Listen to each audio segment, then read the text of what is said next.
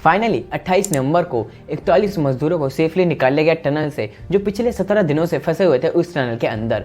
ये एक बहुत ही बड़ा रेस्क्यू मिशन था हमारे पूरे देश के लिए, जिसको सक्सेसफुल बनाया कई सारे एक्सपर्ट्स एंड वर्कर्स ने मिलकर। जब पहला मजदूर बाहर निकल के आया तो लोग बहुत ही ज़्यादा खुश हो गए थे। फिर उसके बाद धीरे धीरे करके सारे मजदूर बाहर आने लगे। जैसे सारे मजदूर बाहर आए तो लोगों ने उनका स्वागत किया एंड सारे मजदूर बहुत ही ज़्यादा खुश थे क्योंकि उनको सेफली बाहर निकाल लिया गया था। जैसे ही सारे मजदूर बाहर आए तो उनको एम्बुलेंस में बिठाकर पास के हॉस्पिटल में लेके गए। वहाँ पे इनको 48 से 72 घंटों तक रखा जाएगा, जहाँ पे इनका मेडिकल ट्रीटमेंट होगा। उसी के साथ साथ उत्तराखंड गवर्नमेंट ने भी प्रॉमिस किया है कि वो हर एक मजदूर को 1 लाख रुपए कंपनसेशन देंगे। लेकिन सबसे बड़ा सवाल यहाँ पे यह आता है कि आखिरकार कौन रिस्पॉन्सिबल है इस टनल कोलैप्स का, और इन सब मजदूरों को सेफली कैसे निकाला गया इस टनल के अंदर से, जानेंगे आज की इस वीडियो के अंदर।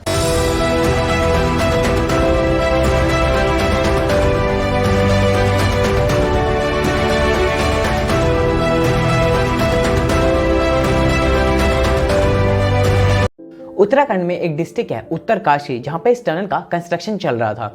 12 नवंबर के दिन दिवाली थी, तो सभी मजदूर अपना काम खत्म करके अपने अपने घर जा रहे थे।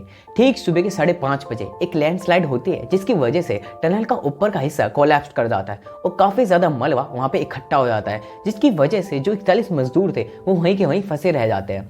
जो टनल की लंबाई है वो 4.5 किलोमीटर की है और जो मलबा आकर गिरा था उसका डायमीटर 57 मीटर का है और ये मलबा टनल से 210 मीटर पहले आके गिर गया था। और मजदूरों के पीछे एक बहुत ही बड़ा पहाड़ है जिसकी 500 मीटर की खुदाई करना अभी बाकी था। तो इसी वजह से सारे मजदूर बाहर नहीं जा सकते थे क्योंकि उनके पास कोई ऑप्शन नहीं था बाहर निकलने का। जैसे ये खबर बाहर तक पहुंचती है तो एक रेस्क्यू टीम को बुलाया जाता है ये पता लगाने के लिए कि कैसे इन मजदूरों को सेफली बाहर निकाला जा सकता है। अगले दिन 13 नवंबर को उत्तराखंड के सीएम पुष्कर सिंह धामी यहाँ तक पहुंचते हैं इस साइट्स की सिचुएशन को जानने के लिए कि कैसे हम इन मजदूरों को सेफली बाहर निकाल सकते हैं। एंड उसी दिन 12 सेंटीमीटर का एक पाइप मजदूरों तक पहुंचाया जाता है मलबे को ड्रिल करके, ताकि उनके थ्रू एक कम्युनिकेशन बन सके और उन तक dry food, medicine, water and oxygen supply किया जा सके। और अब लोगों को यह तो पता लग गया था कि शुक्र है अब जितने मजदूर थे वो सही सलामत है, किसी को कोई इंजरी नहीं आई है। लेकिन अब सबसे बड़ा चैलेंज ये था कि इन सारे मजदूरों को सेफली जल्द से जल्द कैसे निकाला जाए। और थ्रू आउट दिस मिशन काफ़ी ज़्यादा प्रॉब्लम, काफ़ी ज़्यादा चैलेंजेस आई रेस्क्यूअर टीम को। जैसे कि 14 नवंबर को 800 मिलीमीटर के पाइप्स मंगाए गए, जिनकी मदद से मजदूरों को बाहर निकाला जाएगा, जिनको ड्रिल किया गया इस मलबे के थ्रू। और इसी ड्रिलिंग करने के लिए ऑगर मशीन को बुलाया गया जो हॉरिजॉन्टल ड्रिलिंग करेगी इस टनल के आगे से। 15 नवंबर को ड्रिलिंग स्टार्ट होती है, लेकिन ये ड्रिलिंग इतनी सक्सेसफुल नहीं हो पाती है, जिसकी वजह से रोकना पड़ता है। फिर स्टेट मांग करता है एक बड़ी ऑगर मशीन के लिए। फिर दिल्ली से एयरलिफ्ट होके आती है एक बड़ी ऑगर मशीन और 16 तारीख को उस मशीन को असेंबल किया जाता है एंड पूरी रात फिर ड्रिलिंग चालू होती है। 17 नवंबर के दिन 27 मीटर तक ड्रिलिंग हो चुकी थी and through out this process काफ़ी ज़्यादा ऑब्स्टिकल्स आ रहे थे, काफ़ी ज़्यादा रुकावटें आ रही थी और कई बार जो ऑगर मशीन थी उसकी ब्लेड भी टूट गई थी। लेकिन इवनिंग के समय एक क्रैकिंग साउंड सुनाई देता है, जिसकी वजह से कुछ समय के लिए इस मिशन को सस्पेंडेड किया जाता है। फिर अगले दिन 18 नवंबर को पीएमओ ऑफिस से एक्सपर्ट्स को बुलाया जाता है जो 5 प्लान सजेस्ट करते हैं कि हम 5 अलग अलग जगह से ड्रिलिंग को करेंगे मजदूर को बचाने के लिए। लेकिन उसके बाद सिर्फ 2 ही प्लान पर फोकस किया जाता है, एक जो वर्टिकल ड्रिलिंग की जाएगी इस टनल के ऊपर से और एक हॉरिजॉन्टल ड्रिलिंग की जाएगी इस टनल के आगे से। अगले दिन 19 नवंबर को जो यूनियन ट्रांसपोर्ट मिनिस्टर है नितिन गडकरी वहाँ पे साइट पर पहुँचते हैं ये पता लगाने के लिए कि अब मजदूर की सिचुएशन कैसी है और रेस्क्यू प्लान कैसा चल रहा है। फिर 21 नवंबर को पहली वीडियो रिलीज होती है सारे मजदूरों की, तो लोगों में एक रिलीफ मिलता है कि शुक्र है अब मजदूर सब सेफ है और उनको भी एक होप मिल जाता है कि अब हमें जल्द से जल्द यहाँ से निकाल लिया जाएगा। 22 नवंबर को 45 मीटर तक ड्रिलिंग हो चुकी थी, लेकिन जैसे जैसे ड्रिलिंग हो रही थी काफ़ी ज़्यादा ऑब्स्टिकल आ रहे थे, जैसे कि आयरन रोड्स काफ़ी ज़्यादा बीच में आ रही थी, क्योंकि जैसे जैसे खुदाई हो रही है वैसे वैसे और मलबा ऊपर से गिरता जा रहा है, जिसकी वजह से आगे खुदाई नहीं हो पा रही थी और खुदाई को रोकना पड़ा। फिर 23 नवंबर को इस ऑब्स्ट्रक्शन को हटाया जाता है एंड ड्रिलिंग फिर से स्टार्ट होती है। लेकिन आयरन रोड्स इतने ज़्यादा थे कि जो ऑगर मशीन थी वो भी इतनी कारगर साबित नहीं हुई थी और फिर इस मशीन को रोका गया और अब मजदूरों को 10 दिन से भी ज़्यादा हुए थे इस टनल के अंदर फंसे हुए।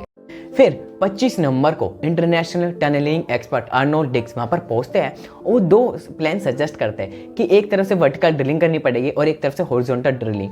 27 नवंबर को वर्टिकल ड्रिलिंग स्टार्ट की जाती है और मजदूर तक पहुंचने के लिए 86 मीटर तक वर्टिकल ड्रिलिंग करनी थी और लेकिन वो शाम तक सिर्फ 19.5 मीटर तक ही ड्रिलिंग पॉसिबल हो पाती है। अगले दिन 27 नवंबर को जो रेड होल माइनिंग एक्सपर्ट होते हैं वो साइट पर पहुंचते हैं। रेड होल माइनर्स 12 लोगों की टीम थी जो मैनुअल ड्रिलिंग स्टार्ट करती है। जो बाकी का 10 से 12 मीटर का हिस्सा बचा हुआ था उसको मैनुअली ड्रिल किया जाता है। रेड होल माइनर्स वो लोग होते हैं जो छोटे गड्ढों की खुदाई करते हैं, जैसे कि 5 स्क्वायर मीटर तक की खुदाई करते हैं और बेंड होके उस गड्ढे के नीचे जाते हैं, हाथों से खुदाई करते हैं और मलबे को हटाते हैं। इवन जो रेड होल माइनर्स है हमारे इंडिया में बैन है, उसके बावजूद भी इन रेड होल माइनर्स ने एक बहुत ही बड़ा रोल निभाया इन सारे मजदूरों की जान बचाने में। फिर फाइनली दिन आता है 28 नवंबर, शाम के 7:30 बजे पहला मजदूर टनल से बाहर निकल के आता है। तो लोगों में काफ़ी ज़्यादा खुशी थी और लोगों की आंखों में आंसू थे ये देखकर, और 9 बजे तक सारे मजदूरों को सेफली बिना किसी इंजरी के बाहर निकाल लिया जाता है। और ये मूवमेंट हमारे सभी देशवासियों के लिए एक इमोशनल मूवमेंट था। जिस तरीके से वो मजदूर बाहर आ रहे थे और वो मजदूर काफ़ी ज़्यादा खुश थे कि उनको सेफली बाहर निकाल लिया गया, जहाँ पे उनकी लाइफ एकदम रिस्क पर थी। और ये सिर्फ पॉसिबल हो पाया government collaboration with experts and workers की वजह से, जिन्होंने काफ़ी अच्छा काम किया। और जब मजदूर बाहर आ रहे थे, यूके के जो चीफ मिनिस्टर थे उन्होंने इनका स्वागत किया और इनका हालचाल पूछा, और मजदूर काफ़ी ज़्यादा खुश थे और भगवान को शुक्रिया कर रहे थे उनकी जान बचाने का। इसके तुरंत बाद सारे 41 मजदूरों को एम्बुलेंस में बिठाकर एक पास के हॉस्पिटल में ले जाया गया, जहाँ पे इनको 48 से 72 घंटों तक रखना था, जहाँ पे इनका मेडिकल ट्रीटमेंट होता, क्योंकि इनको पता लगाना था कि 17 दिन से भी ज़्यादा ये एक टनल के अंदर थे, तो इनकी मेंटल स्टेट क्या है, उनके जो फिजिकल हेल्थ पे क्या इम्पैक्ट पड़ा है।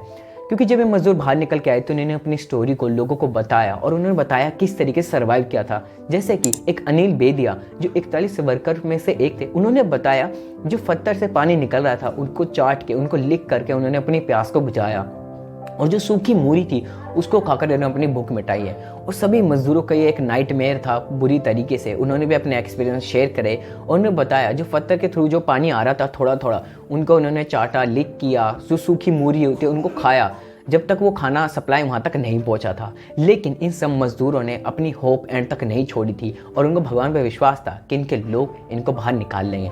इसी इंसिडेंट के तुरंत बाद उत्तराखंड गवर्नमेंट ने एक 6 मेंबर की कमेटी बैठाई ये पता लगाने के लिए कि टनल किस वजह से कोलैप्स हुआ। लेकिन सबसे बड़ा सवाल यहाँ पे यह आता है, आखिरकार कौन रिस्पॉन्सिबल है इतने बड़े इंसिडेंट का। जो टनल कंस्ट्रक्शन चल रहा था ये 4 धाम प्रोजेक्ट का एक हिस्सा है, जिसकी कॉस्ट 12,000 करोड़ रुपए थी। जब ये प्रोजेक्ट स्टार्ट हुआ था तो काफ़ी ज़्यादा डिबेट हुई थी, क्या सही है टूरिज्म को बूस्ट करना जहाँ पर इतने ज़्यादा एक्सप्लोसिव और हाई माइनिंग हो रही हो। हिमालय जोन एक सेंसिटिव एरिया है जहाँ पर इतना बड़ा कंस्ट्रक्शन करना ऐसे एरिया में अनस्टेबिलिटी ला सकता है।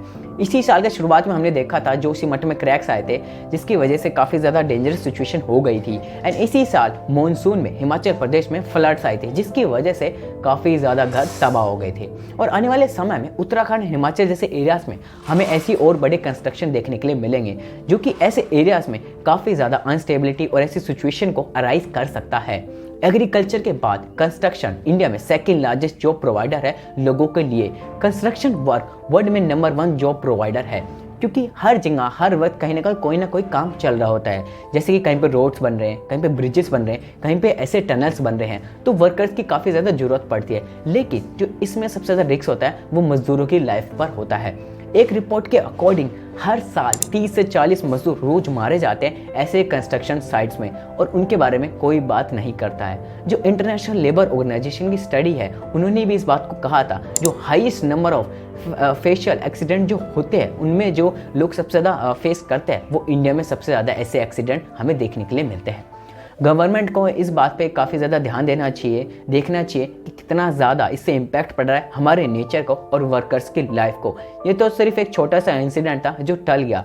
आने वाले समय में ऐसे कई सारे इंसिडेंट हमें देखने के लिए मिल सकते हैं इतने बड़े कंस्ट्रक्शन की वजह से, और इतने बड़े कंस्ट्रक्शन की वजह से एनवायरनमेंट में जो इम्पैक्ट पड़ रहा है वो भी काफ़ी ज़्यादा ह्यूज है।